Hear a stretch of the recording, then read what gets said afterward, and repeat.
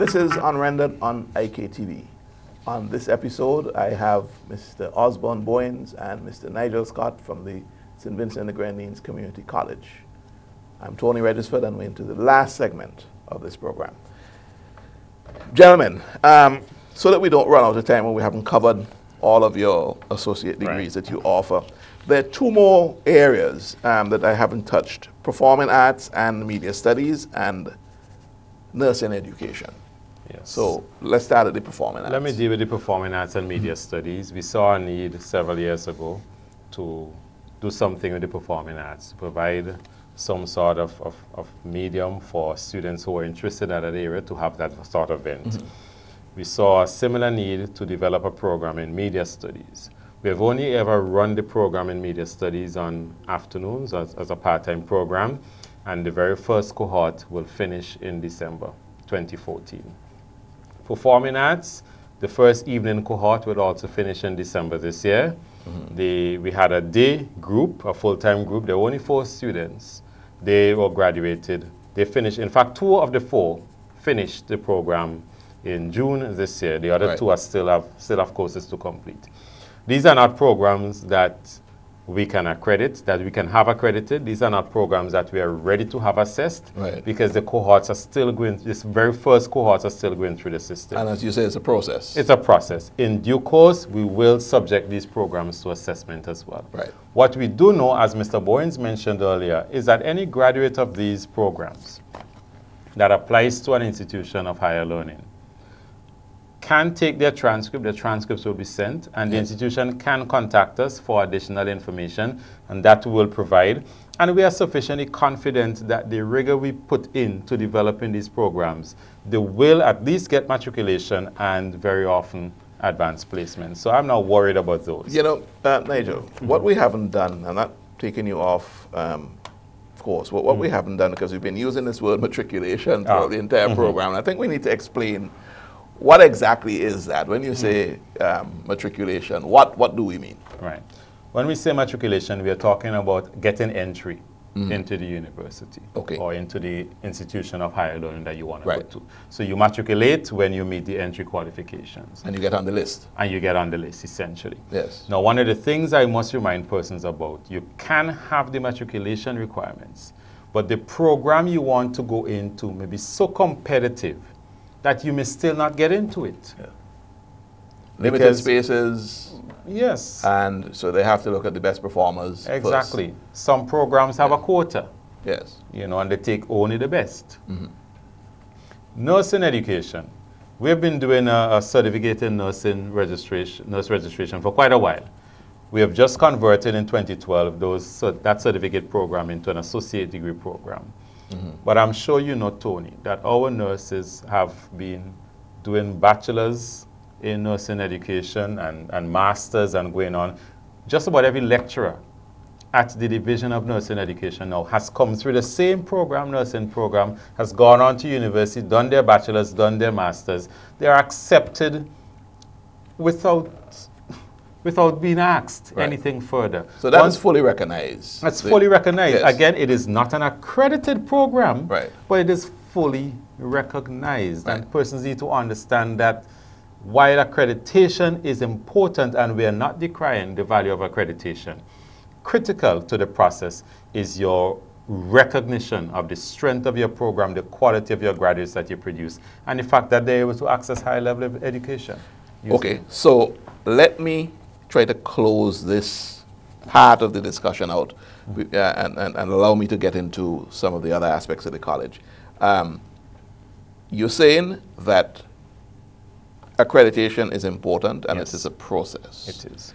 Recognition is even more important when I listen to what you say. Once your courses are recognized by the institution of higher learning from the associate degree, that is where the rubber hits the road. Yes. Okay?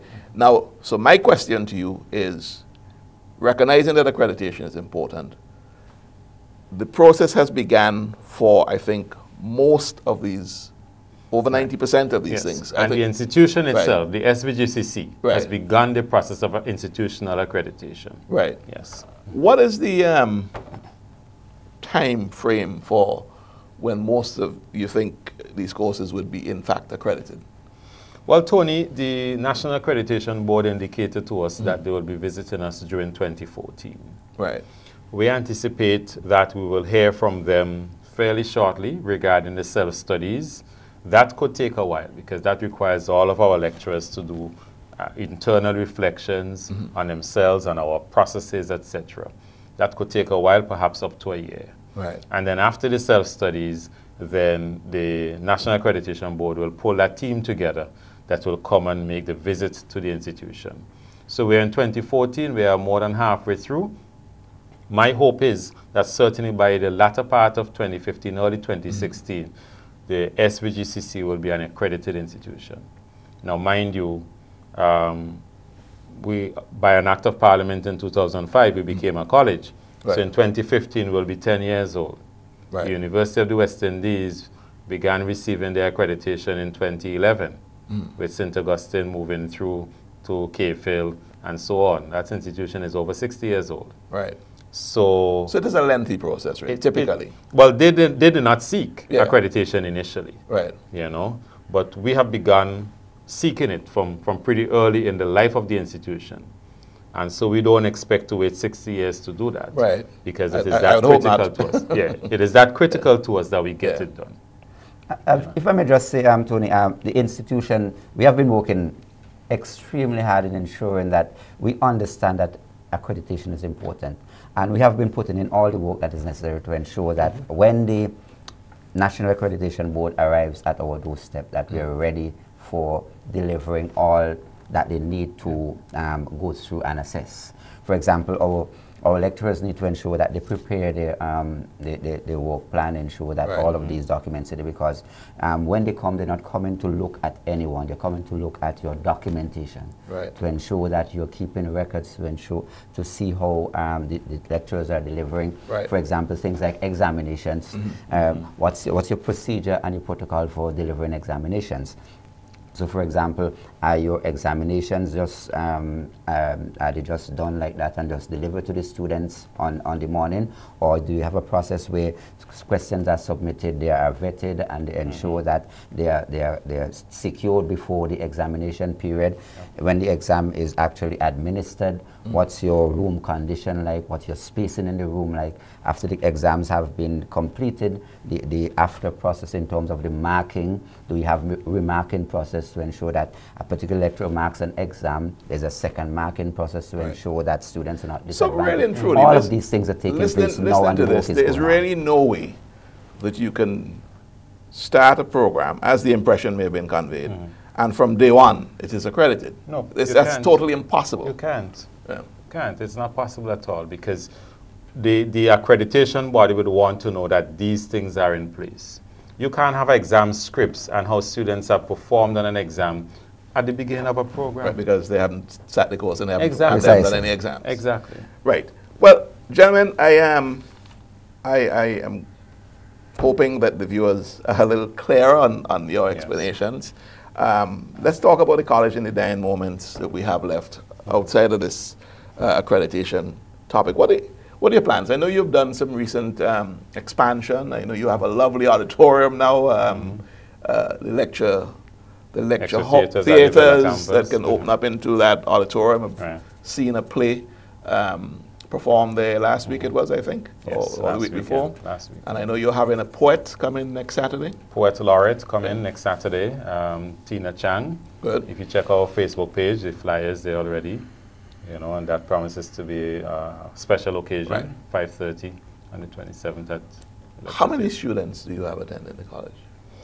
On all of our campuses, we have about just over 2,000, over 2,200 students. And your campuses are the one in Villa or Glen? One in Villa. Yeah. One in Annisville, that's our Tech Walk campus, and one in Lago Heights, our Nursing Ed campus. Right. Is it likely that everything would move eventually to, is it land space there? Is that the plan? No, not likely, Tony. Not in the plan at all. We wouldn't have the land space there on that particular site. We brought Teacher Ed there last September from Annisville where they were, but we really don't have the land space at the Villa campus. Right. One of the exciting new prospects, you know, Tony, is that we have been written by the University of the West Indies towards making the SVGCC a university college. So that will then become a campus of UE. Is that Essentially. what? Essentially, that's what Essentially. it will. So you would have Cave Hill, you'll have St. Augustine, you'll have Mona, and what you're saying, if I'm reading you right, that the college here now would become a university college, Yeah. not necessarily a campus in the same sense as Right. Mona or Cave Hill, Right. but a university college. One of the things that that means is that we'll be able to offer more UV programs. Okay. There will be more opportunities for our students and our lecturers.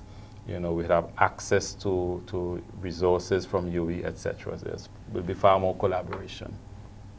So is that indicative that you're heading in the right direction? I think that's what you...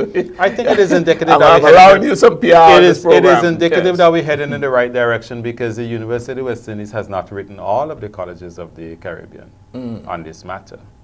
And it is indicative of, as Mr. Bowens mentioned, the hard work, because again, they know we are not accredited, but they have also seen the hard work that is going on the ground. They've seen the quality of the students, of our graduates that they're getting. We are not a perfect institution, but we can only get better on the path we are on once we don't yield to the distractions and stay focused on what we need to do. I am really thankful for this opportunity, Tony, because it has allowed us to take another look at ourselves. Maybe we have not been saying enough, Mr. Bowens, about what we are doing. Right. And maybe that's why the public is so confused. And so I'm really thankful for this opportunity that we can say again what we have been doing. Over the last year, we haven't done much in this area, you know, and so persons don't realize how much is really happening. Let me ask you about fees, because, you know, I would imagine that to operate what you operate in at the community college, it takes quite a bit of money. It does. You've got to pay staff, you've got to maintain the buildings, you've got to put in equipment, you've got to have the quality teachers. Technical education particularly Technical expensive. education is very expensive. Yeah. What sort of fees the students, if any, that they pay to? Our full-time students do not pay tuition. Right. Let me say that up front. What they do pay are registration and administrative fees. What we have done this year is that we have added a technical, some program fees, because we recognize that there's some programs that take more in terms of resources. Right. Included in those fees, the students will be getting some of the basic equipment. Right. Right. You know. So, for example, we have students who are coming into a computer repairs program. Right. And on entry into that program, they ensure that you have all the necessary tools and equipment so that when you graduate from that program, you do not graduate empty-handed, that you're leaving with basic tools that you can begin. So in fact, they're paying for it up front then? Yes, of Yes. course. Oh, and it's subsidized, I suppose. This is not as if they're paying for the full toolkit, they're paying something towards it. Right. Yes. And the other thing is that, and go back to the point that it's important to understand that technical vocational education is expensive exercise. On a daily basis, Tony, and I invite people to come to the campus at Annisville to see what goes on there. You take the mechanical workshop, for example, and how many welding rods and how much acetylene is used on a particular day for the 40 students that we might have in that particular program. Then the refrigeration program runs a similar thing with acetylene and other types. Right. And the construction program there, they use the amount of cement and blocks and wood that they use on a particular day. Right. All of this put together, the hospitality program, Yes. that at the beginning of the semester, the first set of food and wines and other things that we would buy for the culinary program would cost you somewhere over $8,000 just for the initial set of stuff that you would need to begin. So I'm saying all of this, that we have to take all of this in the context that there must be something going on, that reason why we're holding on to this, it's because it's adding some value to the students. And it's important that when our students leave us, that people, the industry, realize that they're not coming out with nothing, they're coming out because we have added some value to them. We are overrunning our last segment, but I am going to crave the indulgence of the producer. I know we've already gone over the hour, but I'm going to ask you, Mr. Scott, and ask you, Mr. Bowens, for your final 30-second words that you want to leave the viewers with. So let's start with you, Mr. Boyd. I'll just begin by saying, close by saying that importantly, I wish that we can have a discussion one day on the importance that skill play in the development of small economies like ours, because at technical vocational education, that's what we're about. TVET delivering skills to people so that they can function effectively within society. And we are at a place where a lot of employers will tell you that they want people with the right skill, that when they come into the establishment, that they can actually hit the road running. And we have been doing that quite well. But we want to continue a conversation with industry just to get a sense from them, what are the types of skills that would make your industry and make St. Vincent and the Grenadines more competitive and more productive. Okay. And we're hoping that by having this conversation with them, we're already building some committees and some advisory groups that will help to advise how our programs are going and what should evolve. Because we understand that in the future, that the sort of people that St. Vincent and Grenadines need, if the economy is going to expand, would be the persons to be skilled, to ensure that they stay here and ensure that they pay taxes and make sure that they build the St. Vincent and the Grenadines. Very well. Yes. Tony, it was important, I think, for us to make certain things very clear about the St. Vincent and the Grenadines Community College. I know persons might have been concerned that they were not hearing anything initially. This is not because we were trying to duck anything or avoid anything, but we felt this needed a common sense response rather than a frenzied response. The St. Vincent and the Grenadines Community College is an institution that is here to stay. We believe in doing the best we can for Vincentian people and for strengthening our country as a whole. That is what we are about. We have a motto that says nothing limits excellence. We are not perfect. We have our shortcomings and we're willing to address them, to face them and to deal with them. And if persons have questions and concerns, they can come to us and ask. And we would always be willing to give the necessary answers. Thank you very much. Truthful answers. Hey, just Scott, thank you very much for coming on the program. Thank you. You're welcome Osborne. anytime. Thank you. This has been another edition of Unrendered. My guests were Mr. Osborne Bowens and Mr. Nigel Scott, both senior staff, very senior staff rather, at the St. Vincent and the Grenadines Community College. My name is Tony Regisford. Do join us the next time on Unrendered.